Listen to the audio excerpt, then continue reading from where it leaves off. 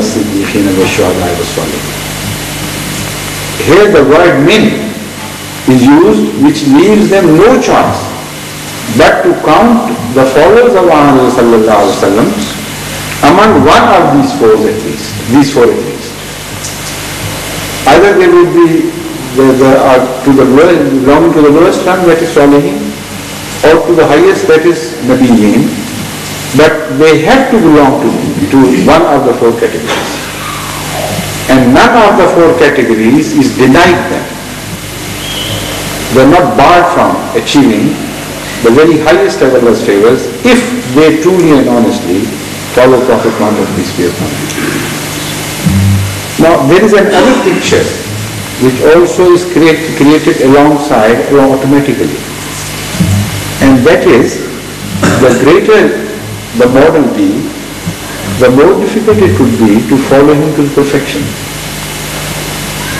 So the chances would be less to rise that degree, to rise to that degree, because the model is set very high and far too lofty for ordinary reach.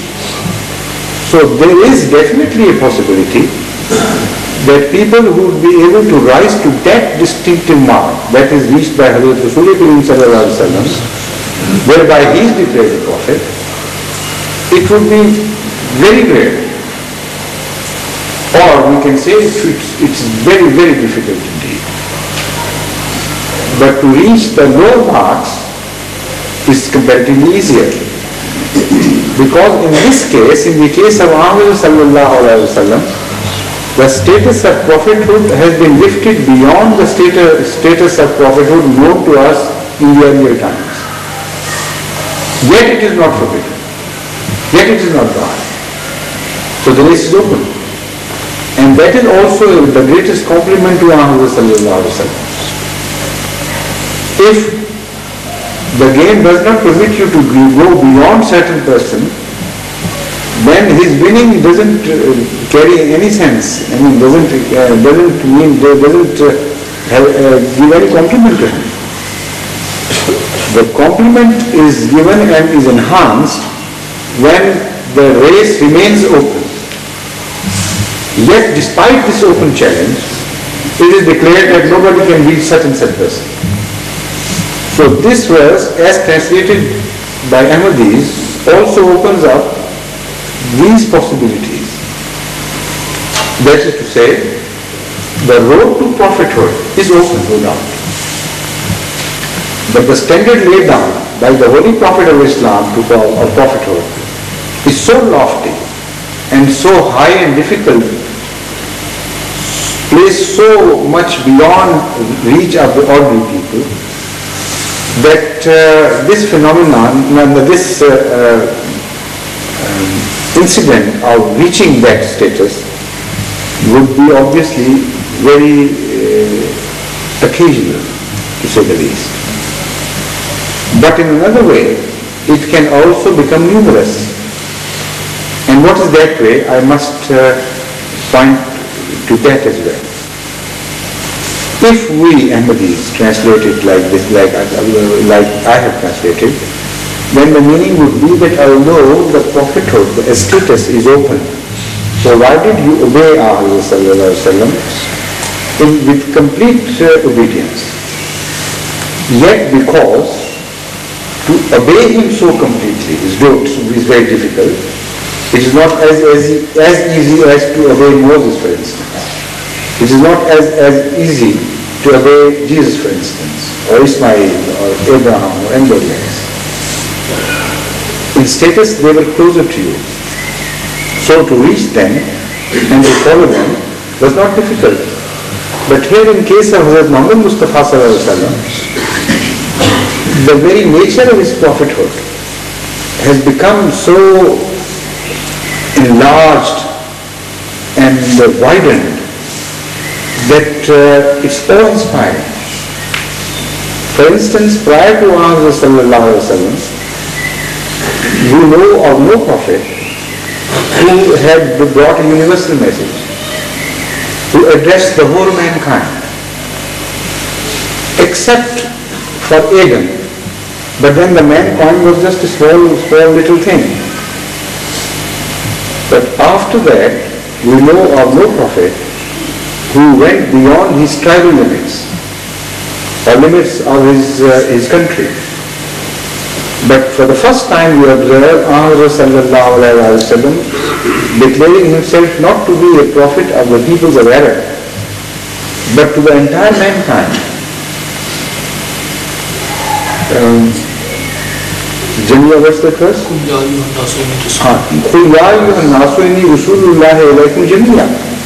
That is the declaration which we heard for the first time. So the standard of prophethood now has become a prophethood which has a universal character about it. Then he has become a prophet for all times. And previously to him, we know of no prophet who was a prophet for all times. They are limited both in time and space. And Hadhrat sallallahu alayhi wa sallam has become unlimited both in space and in time. That is what I mean, the difficulty in way of achieving that standard. So that may happen very rarely. But then how can it be demonstrated that among the followers of Ahmad sallallahu alayhi wa sallam, there are so many of his spiritual sons who will at least attain the status of earlier prophets? If that can be established, then this verse, Man yuti'illah wa rasulah, assumes very large proportions. And this has been established by Ahmad sallallahu alayhi wa sallam himself by pointing out that although there would be many among my ummah who would not be declared prophets, who would not be given the name of the prophet, but whose status would be the status of earlier prophets of Israel. This he tells us in a tradition where he says, Ashabu ulama'u ummati ka'anbiya'i bani Israil. The learned, the scholarly of my ummah are like the prophets of Israel. Now, Israeli prophets enjoyed the status of prophethood because the prophethood was at that time defined as both limited in time and in space. So if they were pious enough to rise to that status, they would also be declared prophets and they would be commissioned as prophets for a limited period to a limited people. But after Muhammad sallallahu alaihi wasallam, if his followers performed the same task, even greater, yet they were not universal. If they rose to the same holiness as earlier prophets rose, still they would not be declared prophets, technically speaking, by the new definition of prophet. So all they could get would be the status of earlier prophets and not the station of earlier prophets. So this is what has been mentioned in this tradition of Rasulullah. Ka-anbiya'i bani Israil. They would be like the prophets of Israel but would not be called prophets. So judging from this, I believe that Ahmad sallallahu alayhi wa sallam was given at least 124,000 prophets as his subordinates. And such was the quality of his followers of excellence in spiritual terms that had they been born earlier, prior to Muhammad sallallahu alaihi wasallam, they would have been declared prophets by God at that time. This is the greatest compliments to that ummah, and that compliment is derived from this verse. وَمَنْ يُطِعِ اللَّهَ وَالرَّسُولَ فَأُولَٰئِكَ مَعَ الَّذِينَ أَنْعَمَ اللَّهُ عَلَيْهِمْ مِنَ النَّبِيِّينَ وَالصِّدِّيقِينَ.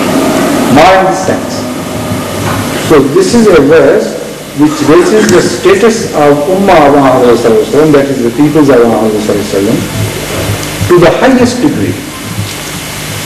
All that occurred before him in the spiritual world was repeated in totality and more intensely by Muhammad sallallahu alaihi wasallam. A new world was created and a new world was repeated. And the standards of that world were taken beyond the stage where previously they had been taken to.